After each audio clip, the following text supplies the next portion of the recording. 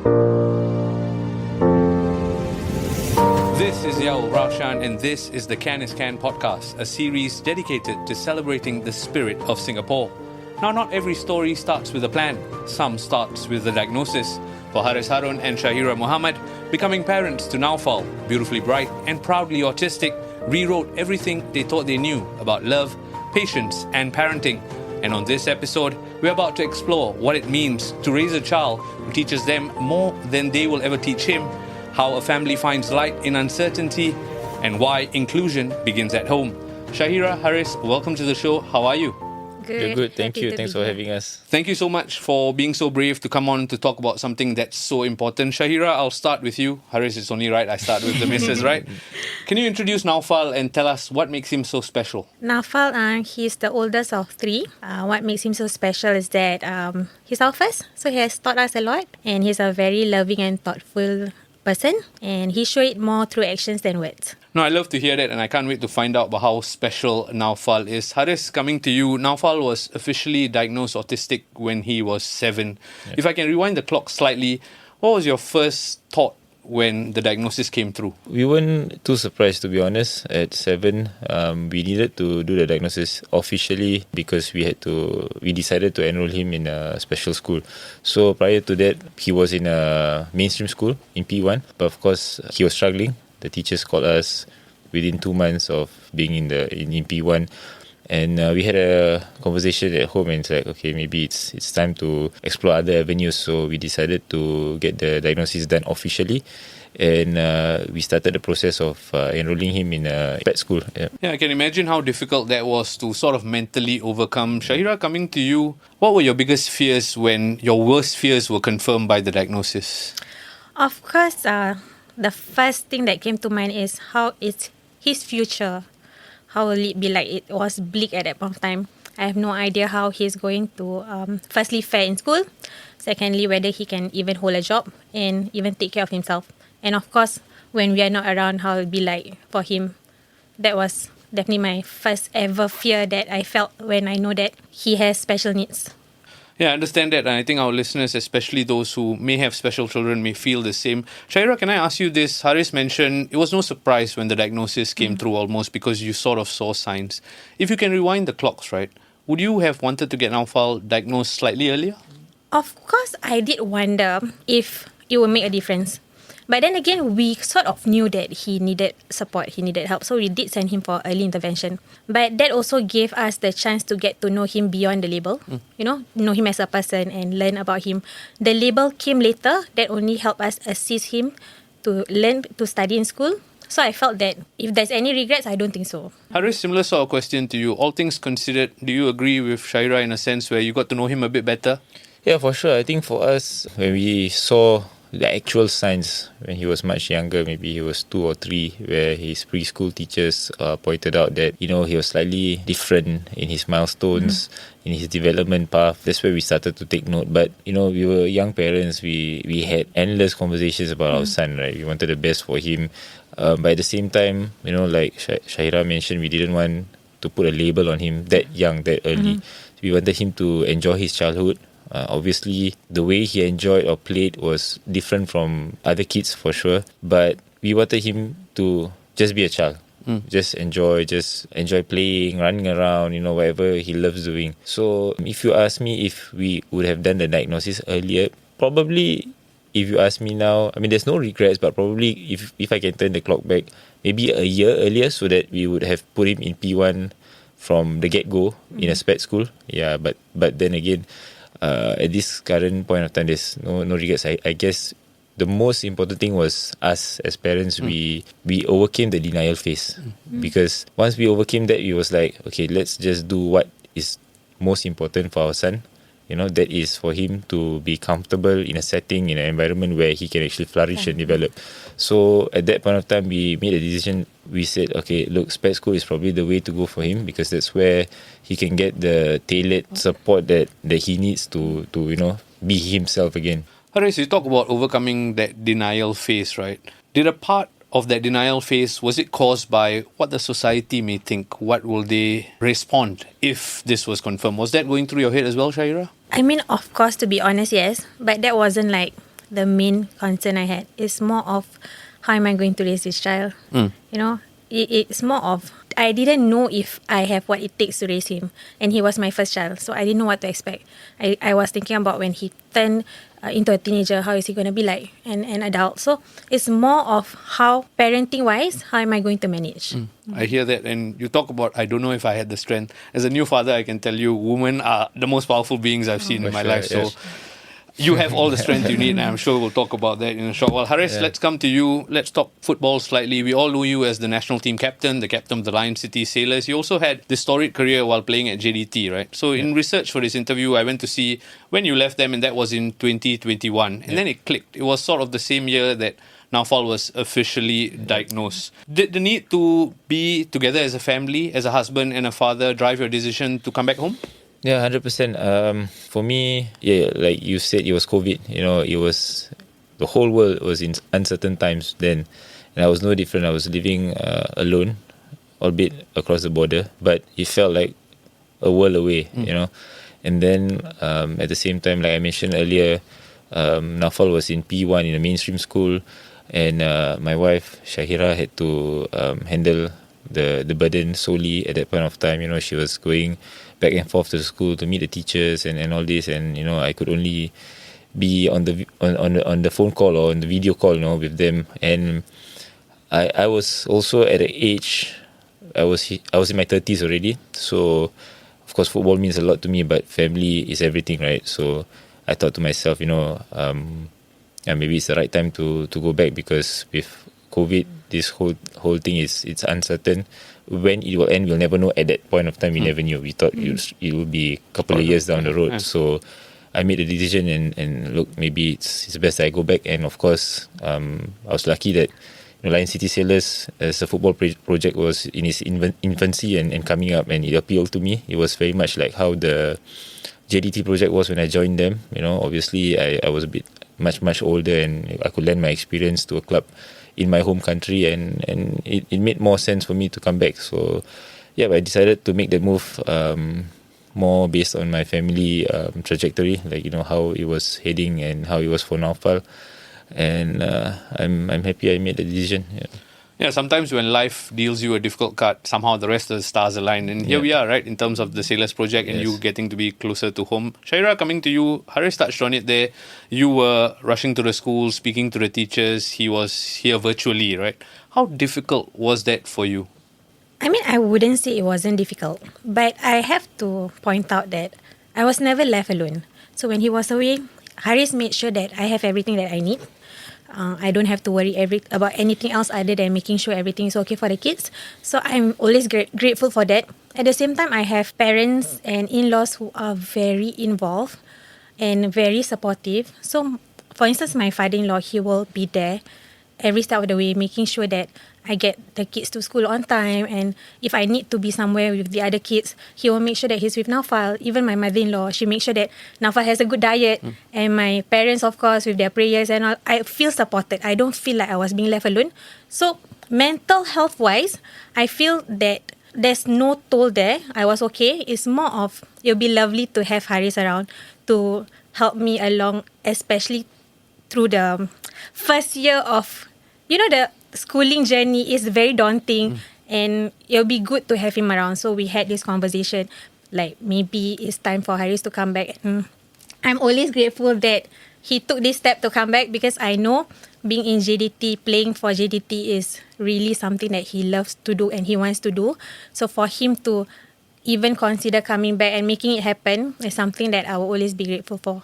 So it was a conversation. It wasn't an instruction to Hariss that you need to come back, is it? At some point, I think it became an instruction, like, you come back, I need you around. But more so of making sure that he's ready to come back. No, I hear you, and I like the part that you mentioned the whole family was involved, because it clearly takes a village to raise kids, right?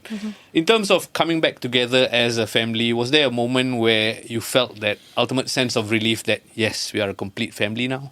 Okay, this is one thing that made me realize that Naufal actually understands what is happening. Because when he came back, Hariss came back, he has to self-quarantine at the hotel. The day that we fetched him from the hotel, I brought Naufal along with the other two kids. So the moment Naufal saw Hariss, he was smiling brightly. He was like, Daddy, like he's probably thinking, where has Daddy been? But he cannot ask us, like he was very happy. Remember that moment to see Hariss? He came back. I felt that we made the right decision then.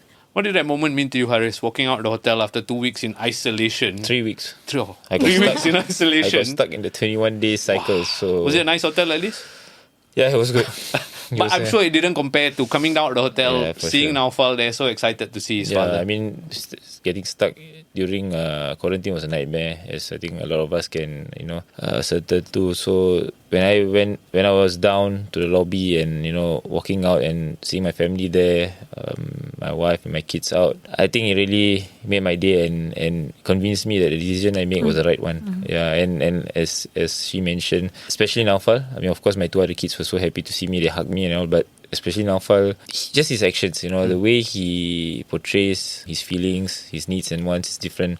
So he didn't exactly run and hug me, but he just stood there and was in disbelief that, look, Daddy is back. So yeah, that was enough for me to convince me that, it was the right decision that I made. Absolutely, it was the right decision. Another right decision you all made was to switch Naufal's schools, right? Initially, primary school, normal primary school, mainstream primary school, and then you went to a special needs primary school. A few years on, Syahirah, when you see Naufal flourish, be confident because you made that decision to put him in a special needs school, how vindicated do you feel? The thing is that when we decided to put him in a special needs school, we already know that is what we want. So it's not something like we were still considering if we should or not. So we already know that we need to put him in a special needs school, and this is where he can actually flourish. If you ask me, when I see that he is comfortable in his own skin, he gain confidence, he pick up more skills, this and that, that's when I realized that as a mother to a special needs child, I really need to trust my guts. And it served me right this time around. Yeah, absolutely. The instinct is always correct, right? Hariss, coming to you, you're a public figure. You have a following. What you do makes news. Yeah. Was that perhaps weighing in your mind the fact that you wanted to keep a part of this part of your life a bit private for the longest time? Yeah, I mean, if you have, or people who know me, I'm a very private person, especially when it comes to my personal life. I don't share too much, or actually I don't post too much as well prior to this whole being open about or raising awareness about autism. But as Naufal got older, as we are more exposed to the public, meaning exposing him to the public, letting him be there, not holding his hand and going through everything, I felt the need to actually raise the awareness. Yeah, because, I mean, not only for Naufal, but we got to know family and extended family and friends who have kids on the spectrum as well. But, the spectrum is quite vast, so different kids have different needs, and no one kid is the same, you see. So I felt like it's important to talk about it, and it's not blaming anyone or pointing fingers at anyone, but to actually educate the wider society about special needs, about autism, and how we can actually include or be more inclusive in our society. So for me, I felt that there was more good in actually talking about it than actually keeping it private. Yeah. Yeah, absolutely. I feel like it wasn't so long ago. I remember seeing that video of you in your car recording after the incident with Naufal. And then since then, you've done so many things, this podcast included, right, to talk about it and raise awareness. I want to ask you this, in terms of you putting it out into the world, then people respond to you, right? What has the response been? Has that made you feel like, yep, this is the right thing to do? There are people who need support? Yeah, for sure. I think there's, if you look through the comments of the posts or the videos that we have put out there, I think a lot of people have reached out to us and saying, good job in spreading the awareness, and even some parents who gain strength or through seeing our posts. So it feels like, it was the right thing to do. But then again, I must always emphasize, whatever experience that I shared, that I had with Naufal, was never to put anyone down, but was more to actually educate the wider public, because they may not know or have experienced a person with special needs. They may actually see someone, whether they are a child or an adult, as weird. And if you have no experience, they will look weird to you. Yeah. But if we can actually zoom in into that person and why are they acting like this, does the person have special needs, or maybe they are overwhelmed, they have some kind of experience, if we ask questions like this of ourselves before judging, I think it will do a whole lot of good to ourselves and everyone around us. So for me, that was the most important thing, to actually educate and bring about this inclusivity, give meaning to it in our society. I think most of us will be aware of Hariss and the incident at his condo. Syahirah, I want to ask you this because you spent a bit longer with Naufal, especially while Hariss was away, right?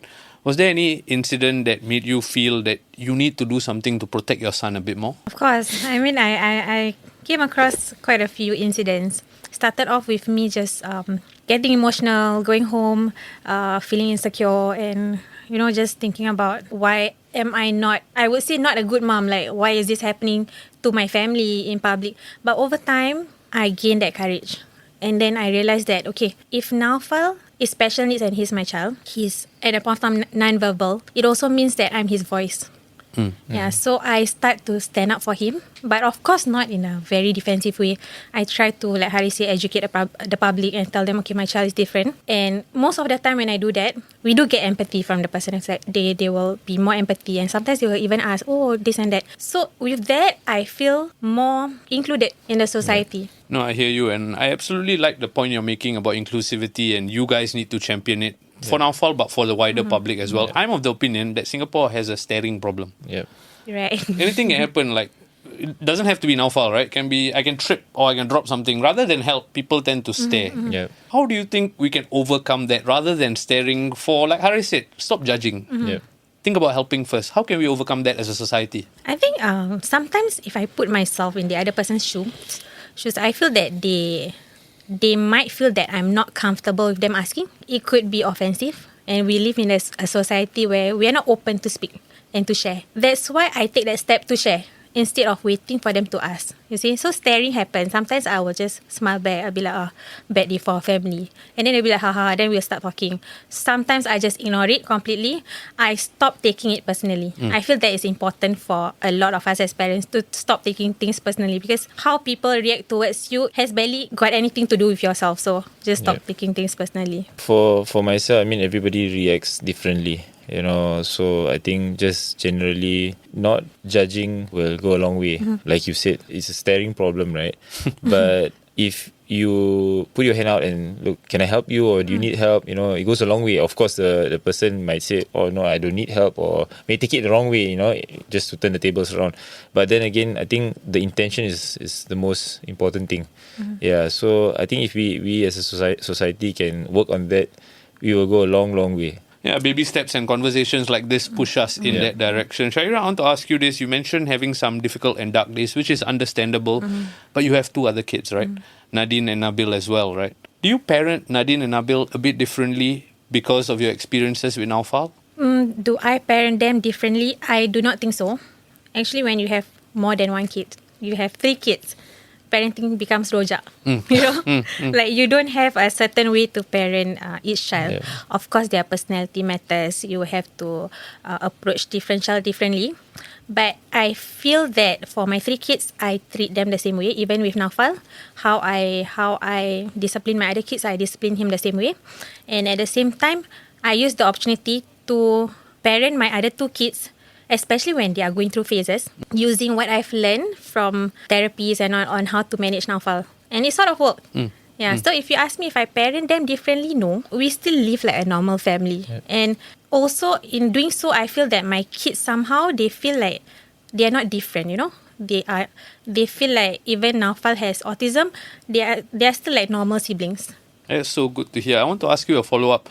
In terms of coping with Naufal's diagnosis and everything that Naufal brings along, right? You mentioned therapy there. Was that something you sought for your mental health? No. Okay. Like I said before, I have tremendous support, amazing support from family and friends. Everyone is always there to lend a helping hand and to check in on me. So I don't feel like this whole thing have taken a toll on my mental health that much. Of course, there are dark days. Of course, there were days that I doubt myself. And because I do have good support, I had that time to actually reflect and, like, convince myself that everything will be okay, everything will be fine. I have a wonderful family, I have beautiful children, and everything will be okay. So, in that sense, I feel like I do not need therapy, but I am an advocate of mental health, especially if you have a special needs child.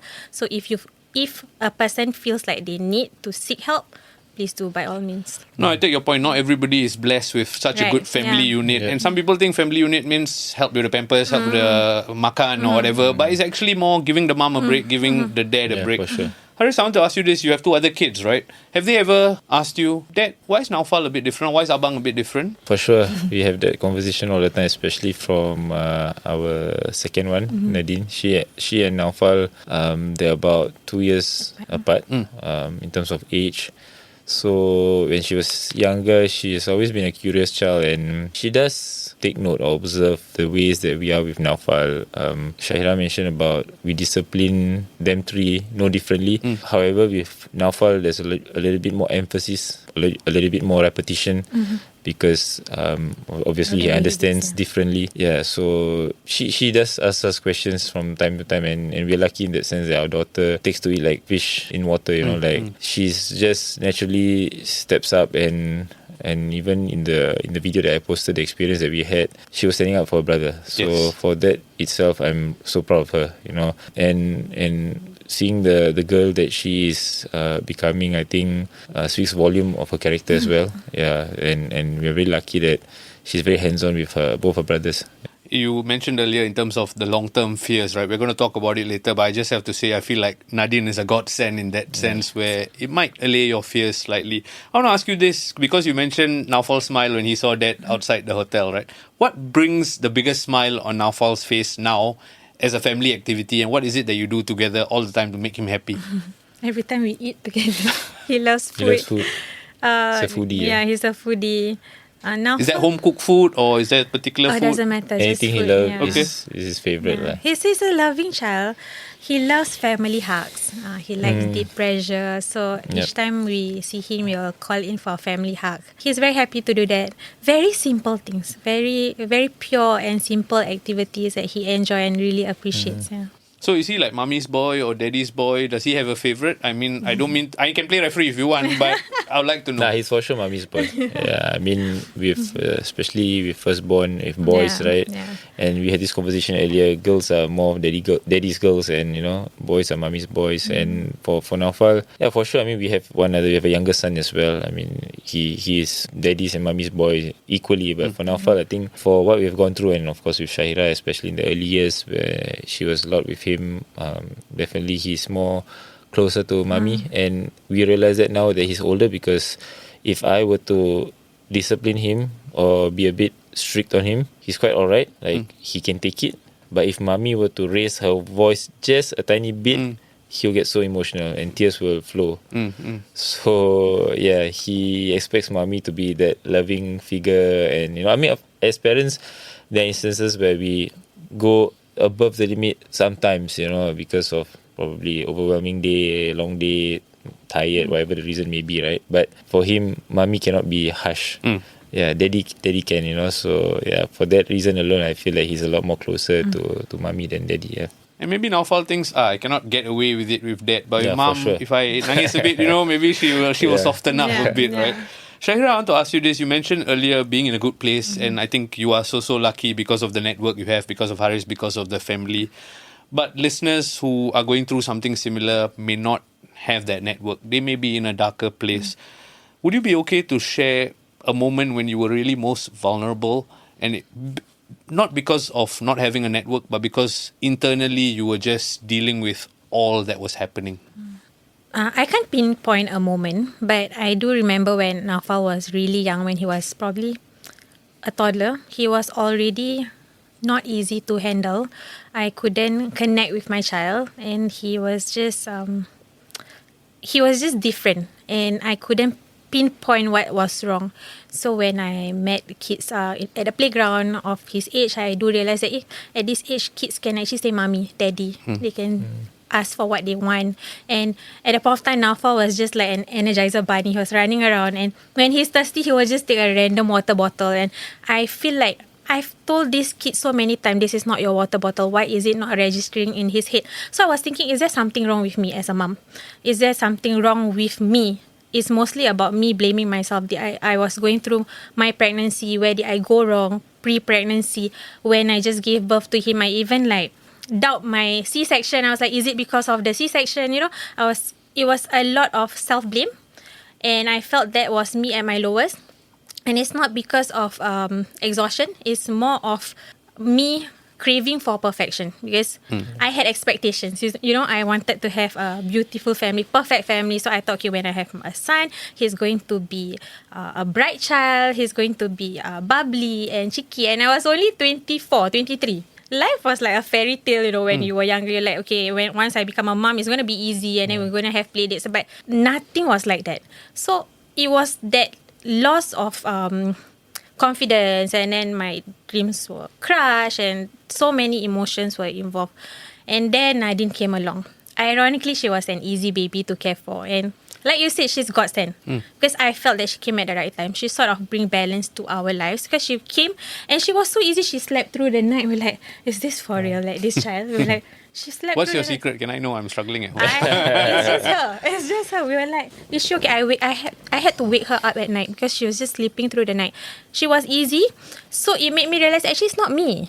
You know, it's not me. I am perfectly fine. I just have two different children with two different personality, and that's when I realized maybe Naufal needs more support, and he needed to be taken care of differently. You know, so. Of course, I had vulnerable moments. Of course, there were more than one time that I break down on my own. When he was away, I was just like, I didn't know what to do. I was in my room alone. I didn't want to talk to anyone. But of course, like it or not, as a parent, right, you just have to get up and move You on. gotta show You up, have people depending on you. You have to take that time. You know, you have to take that break. But at the end of the day, you have to just move on now. Hariss, I want to ask you this. We've spoken a lot about you wearing the hat of a father, right? But how did you do better as a husband so you can take care of Syahirah better? Obviously, when you get to know each other, you know, before you have kids, everything is nice, lovey-dovey. I mean, it still is, like, I'm not complaining. But when you have kids, it's a totally new experience, especially when you see the struggle that parents go through. And in my case, when you see your spouse go through the struggles that she had within herself, doubts creeping in, you start to question yourself also. But for me personally, I told myself, look, there's no point in questioning yourself, but let's find the solution to this, and how we can make this better, you know. So I just wanna go back when we were talking about mental health, because I think therapy is important. So in our case, therapy was talking to each other, trying to be there for each other as much as possible. So in that sense, we are very lucky, because we were always, I mean, it's our child, and I'm sure every parent is the same. You want the best for your child. You always have conversations in how you can do good things for your child, you know, their pathway, their development, what you want them to do in the future. So we had all these conversations, you know, and I think that in a way helped us both, for sure. But raising on another point, you know, there are people who are single parents, so it's a little bit more difficult for them because they don't have that partner to speak to. So I think if you know somebody, you know, listeners out there who are single parents, I think no harm to pick up the phone, or, you know, go for a drink and ask them how you're feeling, how you're handling, how you're coping. You know, I think this goes a long way. Yeah, for sure. So for us, I think just nothing complicated, nothing fancy, just talking to each other, just being there help a great deal. Yeah, communication is so important between the both of you, but also for the wider public in terms of giving them that voice of strength. Because quite honestly, if I look from outside, right, yeah, you married the national team captain, the brightest footballer the country has seen in so long. Your life is great, but here we are unpacking the realities of life, because life is not as simple as ABC, right? So again, on behalf of the listeners, thank you so much for being so open with your sharing, because I think it's going to empower so many people. We touched on it earlier, but I just want to talk about the problem of not having inclusiveness and empathy in our society. We all grew up in a Singapore where they expect you to ace your PSLE, move on to your next exam, and it's just that, right? But the element of inclusivity and empathy is completely forgotten. As parents to three beautiful kids, what's your message to parents who may be listening in terms of driving that message at home? As for us, I think to fight that battle within yourself, first and foremost, and as a couple. And I wouldn't say don't bother about what the public think about you, because it's important to make sure. I mean, safety is the number one priority in that sense. But do not hold back your child. You know, I think it's this world is theirs as much as it is everyone else's. You know, so I think just go out there, expose them. Of course, we have to be by their side, or at least from within touching distance for them to in the event, you know, something happens. But it's important to expose them. Having said that, of course, this is based solely on our experience with Naufal, because we do know that people or kids on the spectrum, it's a wide scale, right? There may be people or children who are unable to be out there in the public for other reasons. Then again, we spoke about mental health, picking up the phone and checking on them. That's a great deal for them, I think all this thoughtfulness, thinking more about others than yourself, I think goes a long way. It's a great deal. So if we can achieve even a bit of this, I think as a society, we are moving in the right direction. Yeah. And for parents who do not have a special needs child, education starts from home. It will be really lovely if you can speak to your children about special needs, because in the future, your children will grow up to be the managers, to be the bosses of these people with special needs. So if you can build these soft skills in your children, these personality traits and whatnot, it can really make a big difference to the society. That's words to live by. I absolutely agree with that. And also stop staring at people, right? When things happen, I think that's important. Syahirah, if I can come to you and talk to you about the future, you mentioned at the start of the interview in terms of your initial fears for the long term. What are some of those fears, and what sort of world do you want Naufal to grow up in the next 10-15 years? Okay, so for Naufal, specifically Naufal, he cannot tell the difference between right and wrong yet. Okay. So I hope he picks this up. So when he goes out to work, he can actually understand if somebody is mistreating him. If that happens, it will be great. But what if that doesn't happen? So I will need help from the society to understand that people with special needs, sometimes they don't understand. It takes us to protect them. It takes us to support them, So I want a future where I know people with special needs can thrive, can be safe, an environment that understands and respect them as a person, It is a SG60 here, so here's hoping that wish will come true. We don't have to wait 60 years more. Hariss, I want to ask you this. You've won plenty of points, plenty of trophies, plenty of match wins, plenty of bonuses. But what's one thing Naufal has taught you that no trophy has taught you? When I spoke about earlier where I discipline him, I can be a bit stern in that sense, because as a father figure, if he doesn't do something right or needs to be disciplined, he knows that I'm angry. And when I go off for my matches or my training and I come back and he's all right again, he comes to me and it's like, Daddy, hugs me and and then smiling and all that. So when I left, he was emotional. He was a bit kind of scared, but when I come back, he is happy again. So that, as a person, as a footballer, I mean, if I am someone who hates losing. She knows I get moody quite often when I get back home from a loss or whatever. But when I see Naufal like this, it teaches me more than it's more than just football. I think I have to be fair to my family. When I come back home, I'm just dad. I'm just husband, and I cannot bring my football back home. Whether I win, we are all happy, right? Whether I win, lose or draw, I have to be dad again. So I think Naufal's smile itself teaches me a lot of things. Yeah, like we mentioned earlier, he doesn't speak a lot, but his actions teaches us so much. Yeah. Syahirah, you're quite lucky. Lion City Sailors had an excellent season and Singapore just won 2 matches, because it means Hariss is in a very good mood recently, right? Final question to wrap things up. This video will stay long after we are both gone. We are all 3 of us are gone, right? That's just the way of life, right? If Naufal could understand every single word that you say, what's one message that you will want to say to him? I'm going to start with Hariss for this. Just go out there and be yourself, believe in yourself, and don't let anyone tell you otherwise. Syahirah? Well, there's so much I want to say to him, but if there's one thing I really want him to know, is that he is loved. Yeah. There's so many people who love him, and he will never be alone. And that's a message from Hariss and Syahirah to Naufal, but it's also a message for our listeners to all their kids, right? Because I think that applies to anyone who is going through and walking a difficult path. Hariss, Syahirah, thank you so much for sharing such a vulnerable yet close to your heart story that hopefully will inspire our listeners. Thank you so much for your time. Thank you. Thank you for having us. Now, clearly there's no playbook for parenting, but there is love. And for Hariss and Syahirah, love has meant listening more, learning more, and showing up every day, even when it's hard, especially when it's hard. So can we all do just a little more as a society to make Singapore a safer space to push the boundaries of inclusivity and to serve as a beacon of hope for those who need it most. The simple answer is can. Till the next episode, this is Yaul Raushan signing off.